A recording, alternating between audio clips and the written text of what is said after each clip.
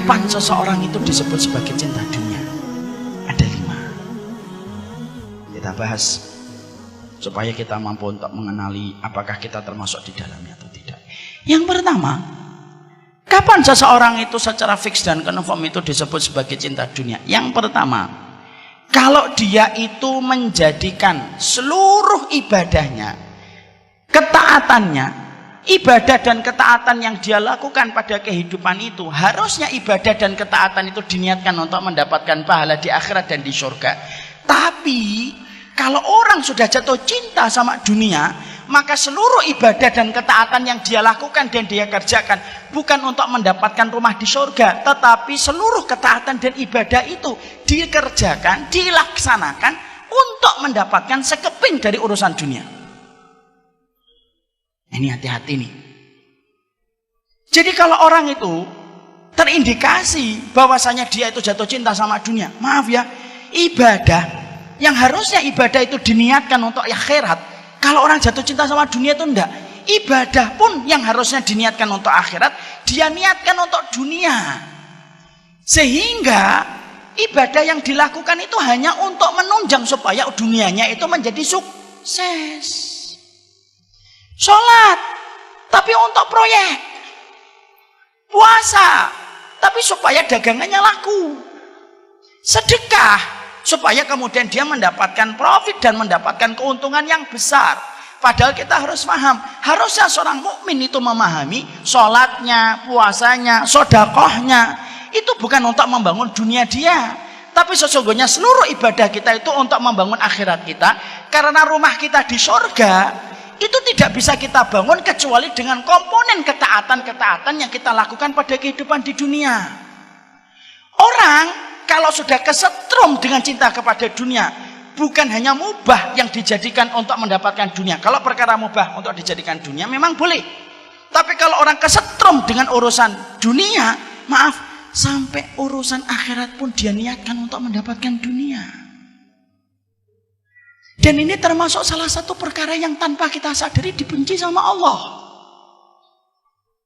Banyak orang hari ini kalau melakukan ibadah itu yang dipikir pertama kali itu untuk mendapatkan profit dan margin. Sedekah.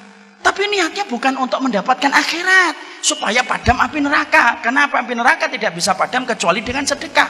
Tapi ternyata kita menjumpai ada orang sedekah. Niatnya supaya dagangan dia itu laku. Padahal ini satu kesalahan, ikhwan. Maaf ya, Allah itu membagi dunia kepada kita. Itu bukan berdasarkan ibadah. Tapi Allah itu membagi dunia dalam kehidupan kita berdasarkan takdir yang ditetapkan oleh Allah 50.000 tahun sebelum Allah menciptakan langit dan bumi. Kalau Allah itu membagi dunia kepada kita berdasarkan ibadah kita, satu, para sahabat itu tidak ada yang miskin dan para sahabat tidak ada yang fakir. Padahal faktanya, mu'dhamus sahabati fuqara. Padahal faktanya, rata-rata para sahabat itu miskin. Padahal mereka ibadahnya lebih tinggi daripada ibadah kita. Kenapa para sahabat itu miskin? Padahal ibadahnya luar biasa. Di situ kita mendapatkan sebuah bukti. Allah bagi dunia bukan berdasarkan ibadah.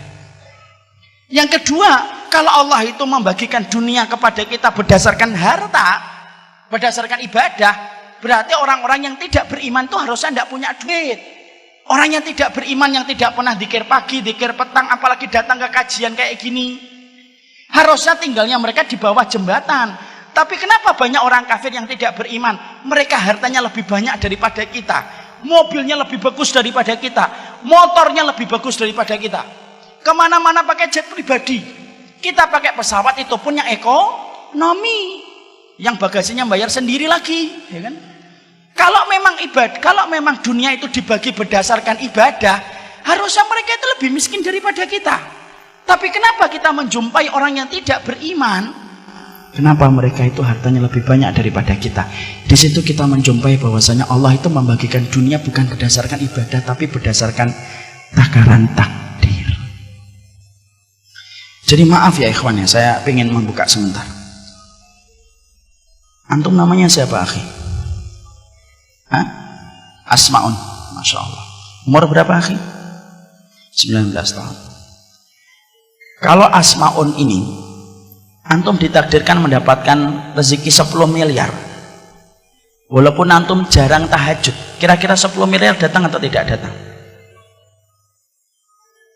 Apa? Datang atau tidak datang? Insya Allah datang dan tidak? Datang atau tidak? Insya Allah datang. Umar minta, kalau saya ditakdirkan mendapatkan uang 50 miliar, kalau saya jarang sholat duha, kira-kira 50 miliar itu saya dapatkan atau tidak saya dapatkan? Mendapatkan. Jadi ternyata sholat duhanya kita itu tidak ada kaitannya dengan dunia. Urusan tahajud kita itu tidak ada kaitannya dengan materi.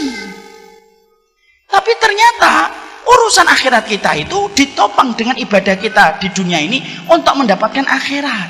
Tapi orang kalau jatuh cinta sama dunia karena khawatirnya dia terhadap dunia, maaf, lu sampai urusan ibadah yang harusnya diniatkan untuk akhirat, untuk mendapatkan akhirat yang lebih baik, karena dia cinta dan gandrungnya sama dunia, ibadah itu diniatkan untuk dunia.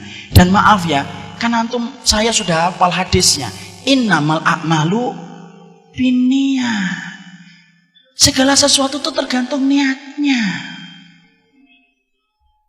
Jadi bisa jadi kalau ada orang nanti beribadah, kok niat pertamanya tidak ada yang menggerakkan dia ketika beribadah kecuali karena ingin mendapatkan sekeping dari kenikmatan dunia, dikasih sama Allah. Tapi maaf, di akhiratnya mungkin tidak lagi dikasih oleh Allah, karena balasannya sudah Allah sempurnakan pada kehidupan kita di dunia. Ada orang nanti ketika disidang oleh Allah dalam pengadilan akhiratnya, dia bingung, loh Allah, mana sholat tahajud saya? Allah jawab, loh sholat tahajud kamu kan supaya dagangan kamu laku.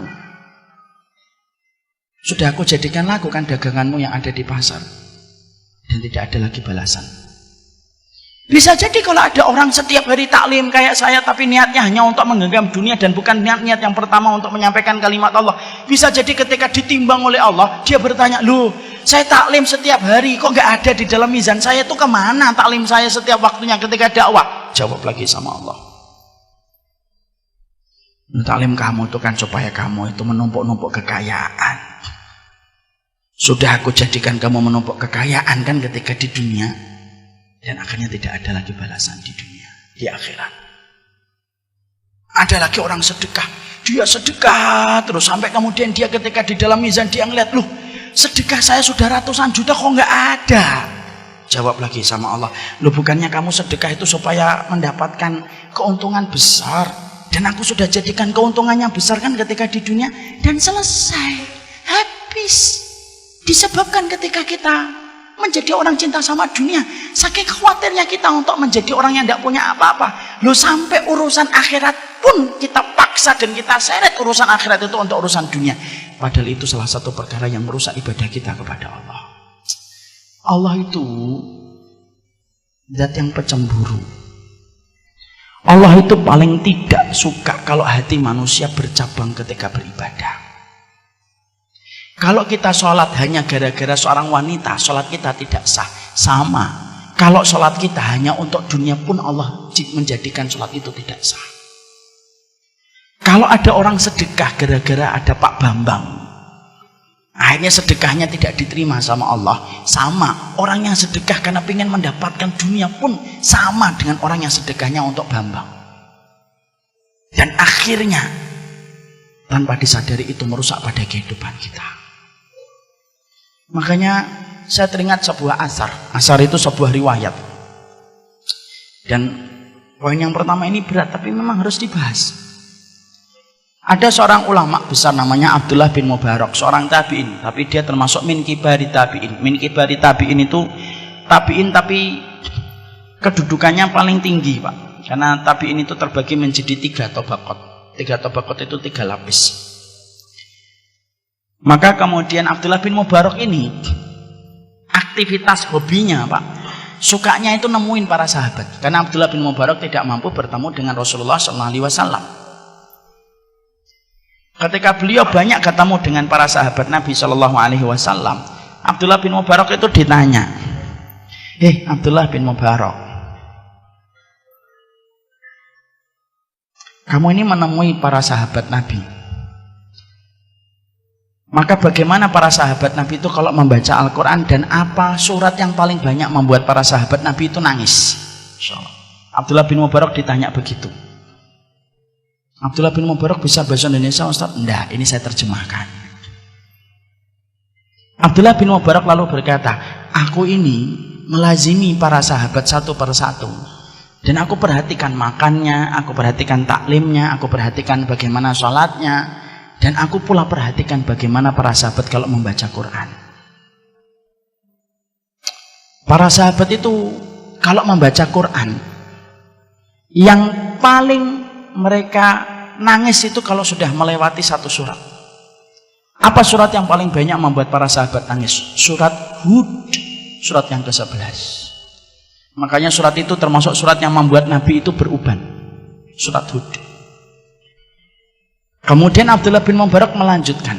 Surat Hud yang banyak membuat para sahabat itu nangis.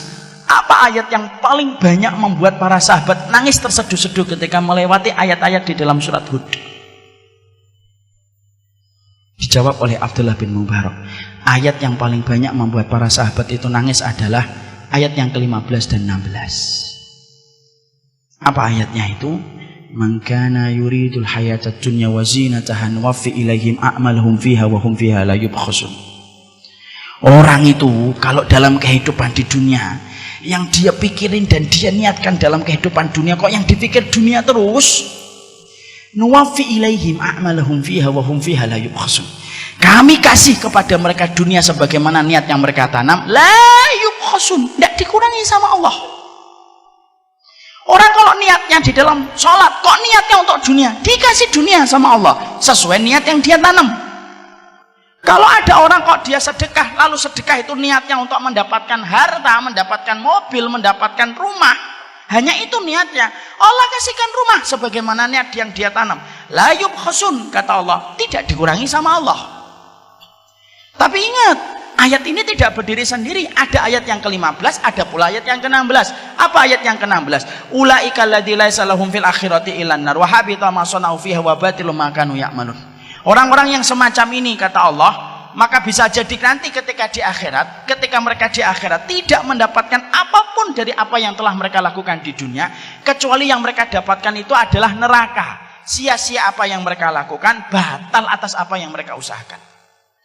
Akhirnya di neraka tidak dapat apa-apa. Makanya sampai kita menjumpai sahabat Abdurrahman bin Auf. Sahabat Abdurrahman bin Auf itu kalau makan kurma agak besar, maka beliau itu nangis. Kalau ditanyakan kepada Abdurrahman bin Auf, mayub kika, yang membuatmu nangis itu apa wahai Abdurrahman bin Auf? Dijawab sama Abdurrahman bin Auf, yang membuat saya nangis itu dua. Satu, kurma ini lebih baik daripada kurma yang dimakan oleh Rasulullah. Ikhwan, Rasulullah itu makan kurma adalah kurma rodi, kurma yang jelek. Kapan Rasulullah itu makan kurma agak bagusan dikit? Ketika habis memenangkan Khaybar. Memenangkan Khaybar itu habis Hudaybiyah, sebelum Fathu Makkah.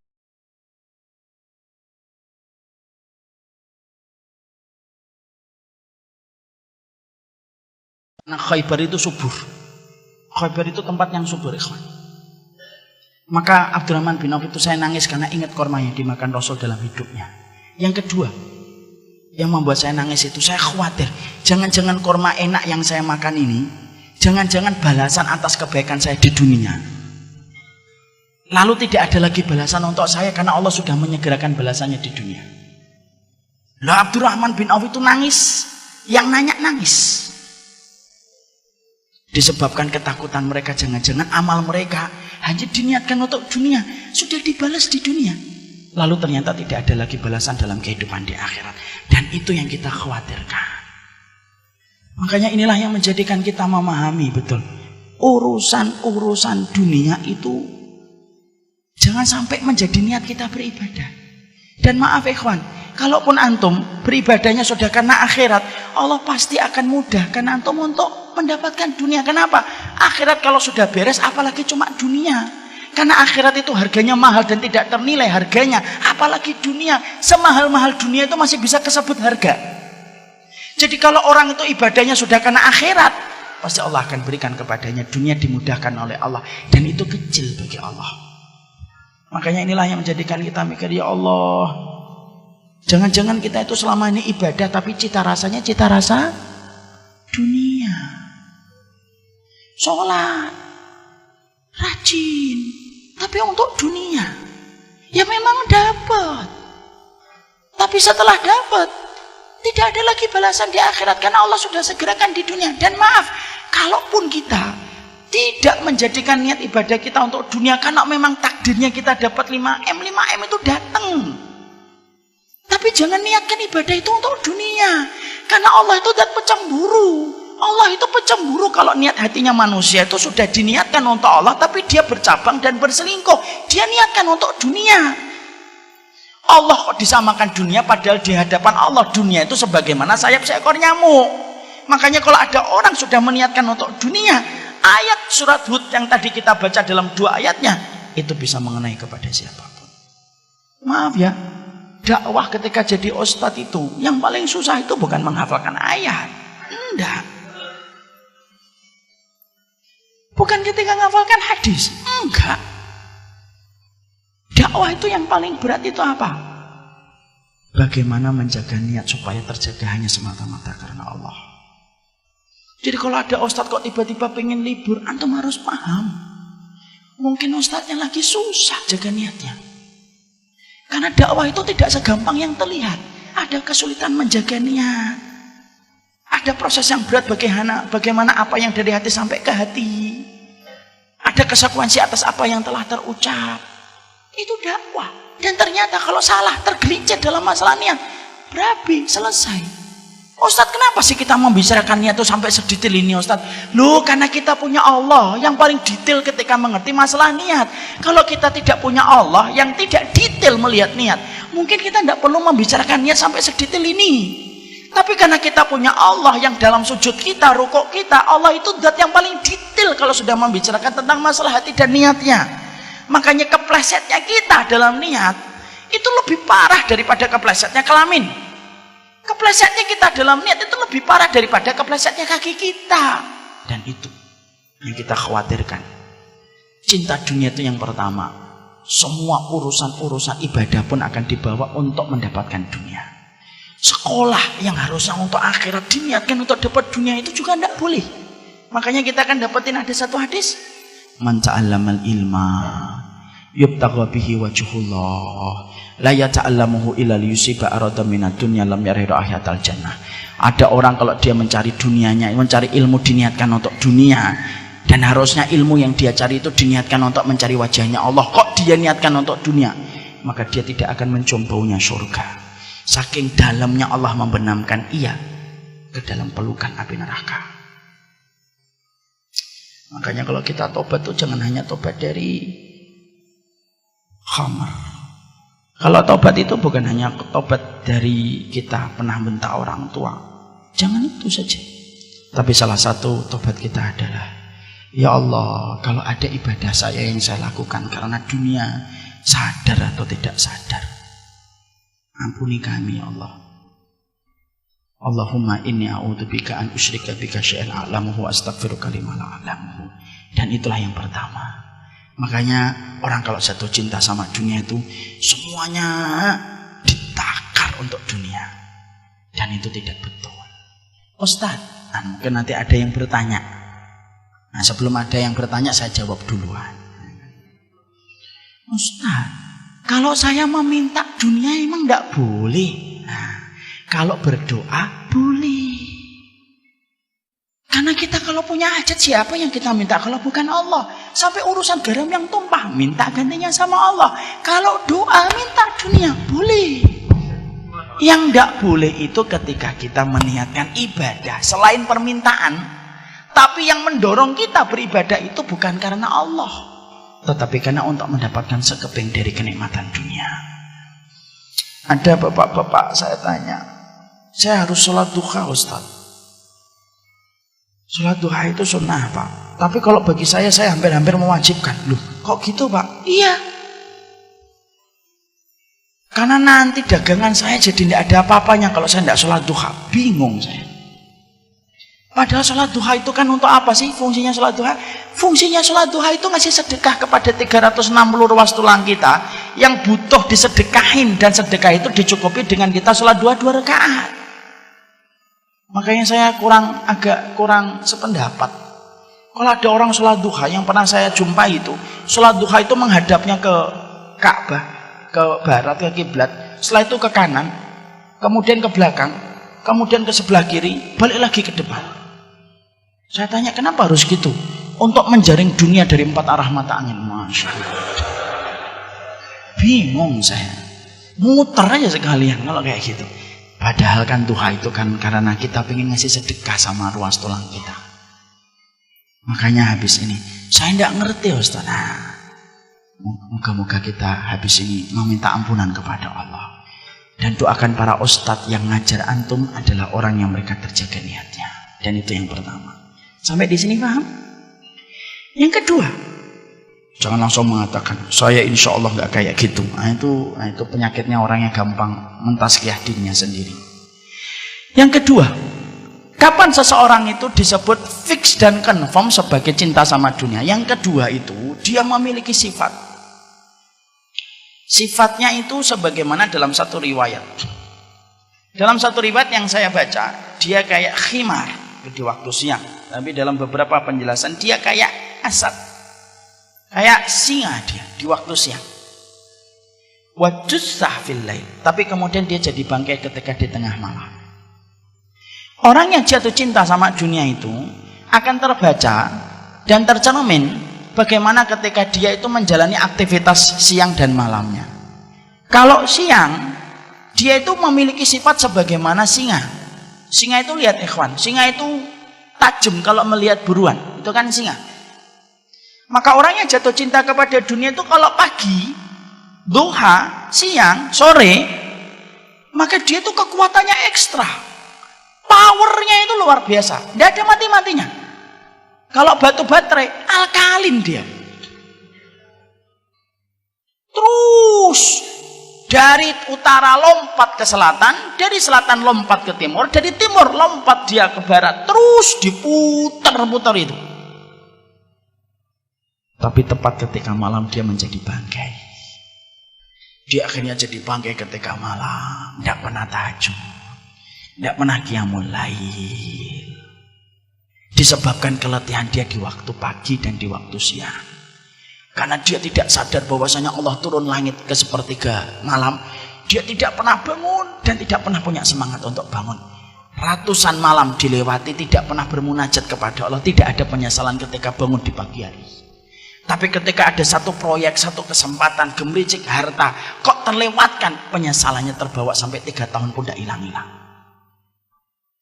Jadi kalau ada orang, kalau dia memiliki dua sifat, dia kayak keledai yang suka makan, atau sebagaimana singa yang luar biasa ketika mencari harta, tapi ketika malam itu kemudian dia tepar dan tidak pernah melaksanakan sholat malam untuk beribadah kepada Allah, maka itu salah satu di antara sifat orang yang sudah jatuh cinta sama dunia.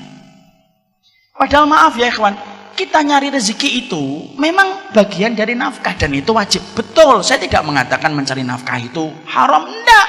Mencari nafkah itu kewajiban. Tapi mencari nafkah itu juga kita harus paham waktunya. Karena tawakalnya kita, karena takaran kita kalau mencari harta itu sudah dibuat takaran waktunya oleh Rasulullah. Bagaimana Rasulullah itu menakar waktu kita untuk bekerja? Nabi itu kan sudah menyerupakan cara kita bekerja itu sebagaimana burung ketika bekerja. Taqdu himasan wa taruhu bitonan. Nabi itu menyerupakan tawakalnya kalian itu sebagaimana tawakalnya burung. Pergi di waktu pagi dalam kondisi perutnya kosong, pulang di waktu sore dalam kondisi penuh. Berarti takaran kita kalau kita bekerja frekuensi waktunya itu antara pagi sampai sore. Kira-kira berapa jam? 8 jam sampai 10 jam. Pulang, mempersiapkan dia dan bercengkrama dengan istrinya dan keluarganya bersama-sama, kemudian dia itu mempersiapkan malamnya. Kalau sekarang enggak. Banyak orang yang selalu mengatakan saya mencari nafkah, berangkatnya sebelum subuh, pulang-pulang tengah malam. Mana ada burung pulang tengah malam? Itu namanya burung hantu.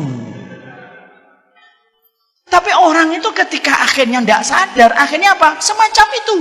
Dan dia itu selalu membela diri ketika dia selalu mengatakan bahwasanya ini merupakan bagian dari cara dia mencari nafkah. Maaf ikhwan, semua itu ada takarannya. Antum kalau semangat sholat maghrib, lalu antum tambahi dari 3 menjadi 5, walaupun khusyuk, tidak akan diterima dan tidak akan dicatat malaikat raqib. Kenapa ini mati ini? Mari kita akhiri kajian kita pada maka kalau nambahi sesuatu pada sesuatu yang tidak ada takarannya itu tidak boleh. Kalau sholat kita aja tidak boleh berlebihan, apalagi urusan ketika mencari nafkah. Akhirnya orang atas nama mencari nafkah habis waktunya untuk mencari duit. Senin sampai Jumat kerja, Sabtu Ahad ngurusin hobi. Senin sampai Jumat kerja lagi, Sabtu dan Ahad ngurusin hobi. Malam tidak pernah bangun untuk bermunajat kepada Allah. Takaran waktunya rusak karena dia tidak menyesuaikan dengan takaran waktu yang disampaikan oleh Rasulullah. Maka akhirnya kalau ada orang dalam kondisi ketika dia mencari penghasilan atas nama nafkah untuk memberikan kecukupan kepada istri dan anaknya, tapi dalam kondisi takarannya melebihi batasan yang telah dibuat oleh Allah dan Rasulnya, hati-hati. Semacam ini berpotensi akhirnya tersetrum untuk mendapatkan cinta kepada dunia secara berlebihan. Dan akhirnya yang kita khawatirkan itu apa? Mungkin dapat dunia, tapi akhirnya diluputkan dari rezeki. Ini dari pagi nih saya ngomong antara dunia dan rezeki itu beda. Ini dari pagi sejak saya di Jogja. Saya ulang lagi di sini. Antum paham gak ikhwan? Bedakan antara dunia dengan rezeki. Orang kalau sudah membabi buta untuk mencari dunia, maka Allah ngasih kepada dia dunia. Tapi Allah menahan dia untuk tidak mendapatkan rezeki. Karena beda antara dunia dengan rezeki itu beda. Dunia itu angka deret. Dari nominal-nominal yang kita pengen peroleh itu dunia. Itu dunia. Tapi kalau rezeki cakupannya lebih luas daripada dunia. Karena rezeki itu tidak terbatas hanya angka deret. Allah itu mencela dunia. Tapi Allah itu tidak pernah mencela rezeki. Pernah nggak Allah mencela rezeki? Enggak. Bahkan kalau antum membaca salah satu pada surat At-Tolak, Allah itu mensifati surga itu rezeki. Wa qad ahsanallahu lahu rizqa. Allah ketika menceritakan orang mukmin yang masuk surga, Allah menutup ayat itu pada surat At-Tolak ayat yang ke-11. Wa qad ahsanallahu ilaihi rizqa. Allah telah memperbaiki urusan rezeki mereka ketika mendapatkan surga. Allah itu tidak pernah mencela rezeki, tapi Allah mencela dunia. Makanya maaf ya, sampai orang ketika dibenamkan di dalam neraka pun Allah masih hinakan dia dengan dunianya yang dulu mereka peroleh. Wa yauma yu'radul ladzina kafaru 'alan nari adhabtum thayyibatikum fi hayatikumud dunya wastamta'tum biha. Mana dunia yang dulu kalian banggakan, yang menjadikan kalian menolak setiap ayat-ayat yang aku sampaikan. Rasulullah itu tidak pernah minta dunia, tapi Rasulullah itu minta rezeki. Pernah nggak kita mendapati Rasulullah minta dunia? Enggak. Tapi Rasulullah itu minta rezeki. Makanya tidak ada dzikir yang tidak pernah ditinggalkan Nabi kalau habis sholat subuh kecuali rezeki. Kecuali dzikirnya apa? Allahumma inni as'aluka ilman nafi'an wa rizqan thayyiban. Rezeki. Makanya kalau orang sampai nabrak takaran yang sudah dibuat sama Allah, mungkin dia puas karena mendapatkan apa yang dia mau. Terus-terusan dia nyari duit itu. Mungkin menggenggam dunia, tapi dia mungkin tidak menggenggam rezeki. Kenapa? Dia tidak pernah ketemu Allah kok pada sepertiga malam, karena dia menjadi bangkai di tengah kegelapan malam. Dan kalau orang itu cuma dapat dunia, maaf, sifatnya dunia itu tidak pernah mencukupkan. Makanya kalau mendapatkan rezeki, ada orang yang mendapatkan 3 juta tapi cukup. Tapi ada orang yang mendapatkan 30 juta tidak cukup kan? Kenapa? Karena 30 juta itu dunia baginya. Ada orang yang cuma gajinya 3 juta tapi cukup karena itu rezeki baginya. 3 juta, istrinya senyum. Masya Allah, rezeki. Ini rezeki. Ini rezeki. Jadi akhirnya istrinya cukup. Ketika gajinya 3 juta, kemudian istrinya dikasih 1,5, dikembalikan 1 jutanya. Ini 1 jutanya tidak usah kebanyakan. Memang berapa? Cukup 500.000 aja, Masya Allah. Istri kayak gini nih yang harus dicari. Maka kemudian cukup anaknya dikasih lontong, sudah nikmat, sudah bersyukur sama orang tuanya. Itu rezeki. Maaf ya, kadang-kadang ada orang 30 juta. Istrinya protes. Padahal sudah dikasih nafkah 10 sampai 15 juta. Dikasih nafkah 20 juta. Anaknya tidak pernah puas dengan barang-barang yang dibelikan sama orang tuanya. Kalau bukan barang branded maka tidak mau pakai perkara itu dan dia malu sama teman-temannya. Akhirnya apa? 30 juta serasa 500.000. Tapi ada orang yang mendapatkan 3 juta tapi serasa 30 juta. Dan yang membedakan itu cuma satu. Kita ini dapat dunia atau rezeki. Makanya kalau kita kok tidak cukup, simple, berarti yang kita genggam dunia. Kalau ada kita ngeliat ada seorang ustadz, orang solih, biasa hidupnya, luar biasa tawakalnya, cuma mendapatkan mungkin 500.000 kok cukup, itu berarti rezeki. Saya itu punya teman-teman pondok saya di S itu Darussahadah, gajinya cuma 500.000, ya cukup gitu. Dan itu rezeki. Makanya saya sering berdoa, sederhanakan dunia kami ya Allah, tapi lapangkan rezeki kami. Karena yang menjadikan kita diberikan oleh Allah kenikmatan hidup dan kebahagiaan itu adalah rezekinya, bukan dunianya. Itu yang kedua. Yang ketiga, sudah tinggal 5 menit lagi, Masya Allah. Ini dunia atau rezeki saya tidak ngerti ini. Maka yang ketiga, kita singkatkan. Yang ketiga, orang kalau jatuh cinta sama dunia itu yang ketiga, tidak peduli dia itu halal ataupun haram. Karena bagi dia itu yang penting dapat duit. Makanya omongan mereka itu seringnya apa? Mereka sering berkomentar, oh nyari yang haram aja susah kok, apalagi yang halal. Dan mereka akhirnya mencari apa saja supaya mereka memuaskan apa yang mereka dapatkan dan apa yang mereka peroleh. Padahal maaf ya ikhwan, salah satu musibah besar pada anak Adam, pada kehidupan Nabi Adam yang pertama itu, tidaklah Nabi Adam dikeluarkan dari surga bukan karena zina, tapi dikeluarkannya Nabi Adam itu karena memakan satu buah yang diharamkan oleh Allah, itu pun satu gigitan tok, tapi sudah cukup bagi Allah untuk mengusir Nabi Adam dari surga. Masalah rezeki haram itu pengaruhnya besar pada kehidupan kita. Tidaklah anak kita susah dikasih tahu tentang ketaatan kepada Allah, kok syaraf ketaatannya tidak tumbuh, padahal kita terus menyampaikan kalimat Allah. Gagalnya saya dan antum ketika menyampaikan kalimat Allah sama anak itu bisa jadi karena rezeki haram yang kita suapkan sama anak kita. Maka apa yang haram itu memadamkan cahaya ketaatan pada diri anak kita. Orang kalau sudah jatuh cinta sama dunia itu tidak peduli halal dan haram.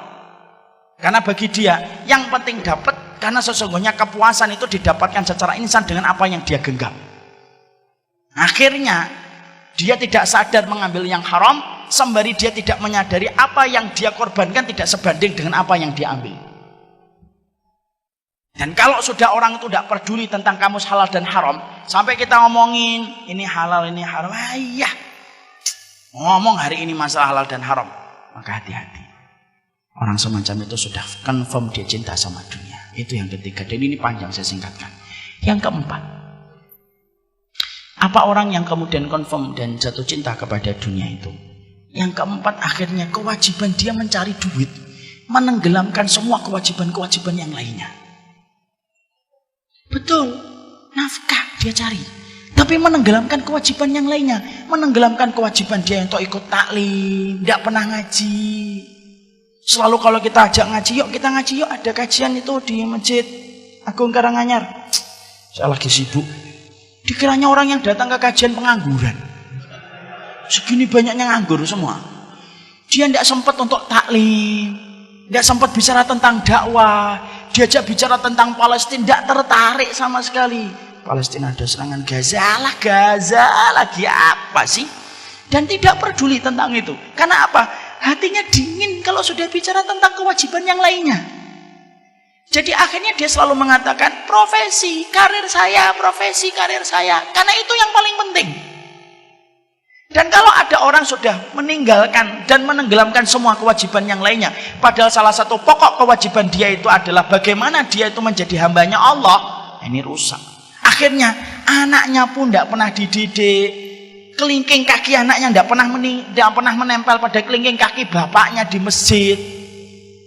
Suami istrinya ketika baca Quran tidak pernah diperhatikan. Dalam kondisi tidak tahu apa-apa kemudian dia biarkan. Istrinya kemudian tidak nutup aurat, dia biarkan. Anaknya tidak mengerti tentang agama Allah, dia biarkan. Dan selalu berkata, saya sudah sibuk dan letih mencari nafkah.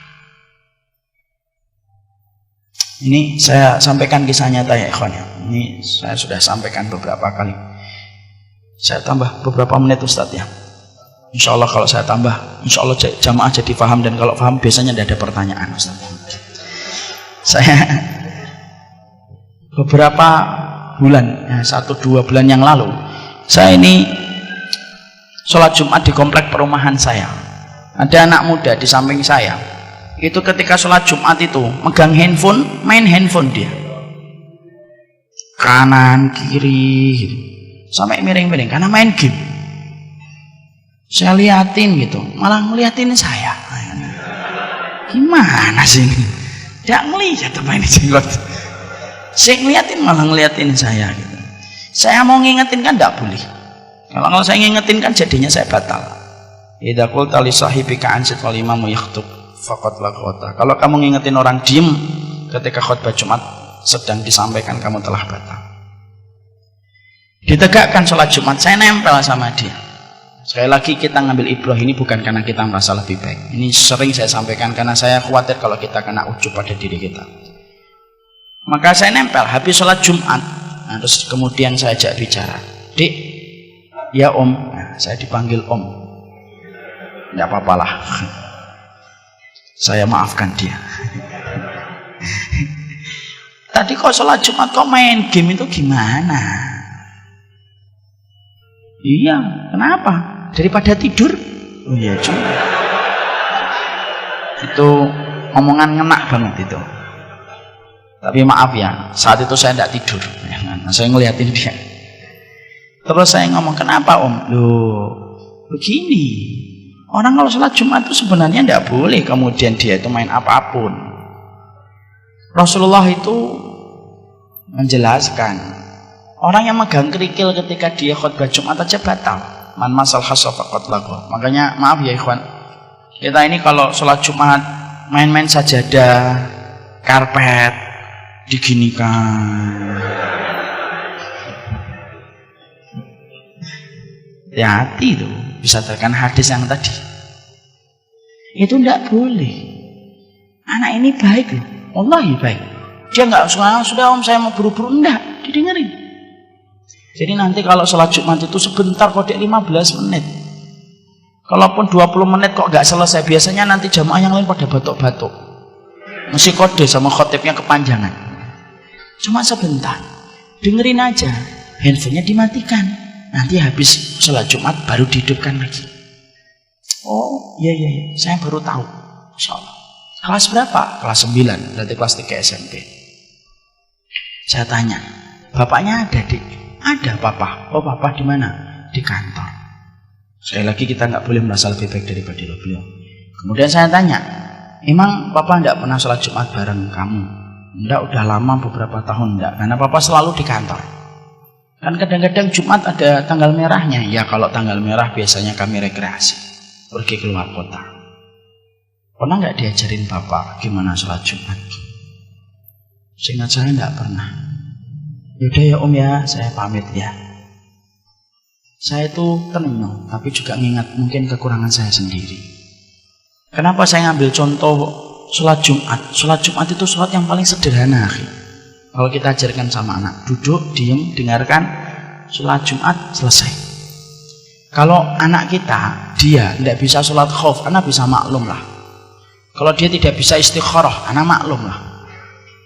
Kalau sholat Jumat sampai tidak tahu itu saya bingung. Tapi banyak orang tua kadang-kadang itu mengharapkan anaknya baca Quran, tapi dia tidak pernah baca Quran. Banyak orang tua itu yang kadang-kadang mengharapkan anaknya di masjid, tapi dia tidak pernah menempelkan kelingking kakinya dengan kelingking anaknya di masjid. Dan itu salah satu di antara ciri khasnya orang kalau jatuh cinta sama dunia. Semuanya selalu dijadikan pembenaran atas nama mencari nafkah untuk keluarga. Sampai seorang ayah itu mengasih pendidikan itu sekarang nggak kepada ayah, kepada ibunya.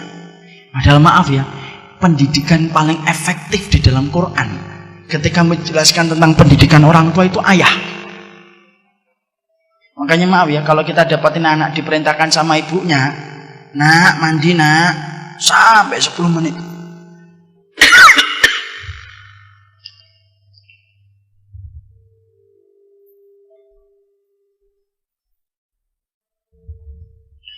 Sampai 10 menit itu anaknya nggak ke kamar mandi. Tapi kalau bapaknya itu langsung berdem, langsung ke kamar mandi dia. Dan itu ayah yang berperan. Tapi karena ayah sering berkata, saya itu udah capek nyari nafkah. Kamu udah tahu saya keletihan. Akhirnya aku wajibkan semuanya tenggelam atas nama pekerjaan mencari nafkah. Dan itu cinta sama dunia. Dan yang kelima, yang terakhir, indikator orang itu jatuh cinta sama dunia itu yang kelima, yaitu adalah ketika sholatnya menjadi berantakan gara-gara masalah rutinitas dia mencari dunia. Maghrib pada sholat isya, isya pada waktu sholat subuh pada waktu sholat duhur, maka itu indikator orang itu sudah